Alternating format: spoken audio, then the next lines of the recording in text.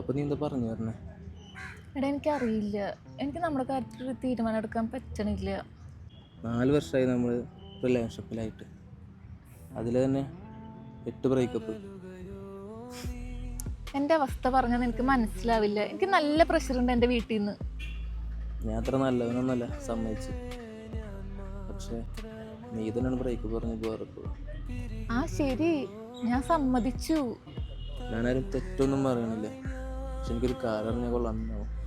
എൻ്റെ ഭാഗത്ത് എന്തെങ്കിലും മോശമായിട്ടുണ്ടായിട്ടുണ്ടോ? ഇല്ല, അതൊന്നല്ല ഞാൻ പറഞ്ഞേ. ഓരോ വട്ടം ബ്രേക്കപ്പ് കഴിഞ്ഞ് വരുമ്പോൾ എനിക്ക് പേടിയാണ് ഇനി എന്ത് പ്രശ്നം ഉണ്ടാവാന്ന്. നീ ഇങ്ങനെ മനസ്സിലാവാറില്ല പലപ്പോഴും.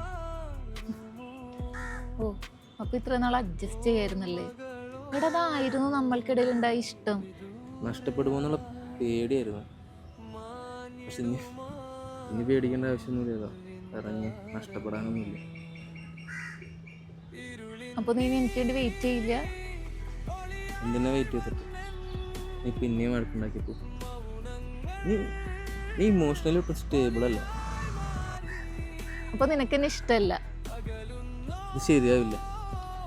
ഇത് മുന്നോട്ട് പോയി കഴിഞ്ഞാൽ നമ്മൾ രണ്ടുപേർക്കും നല്ലതല്ല. ഇത് ഇവിടെ വെച്ച് നിർത്തണം നല്ലത്.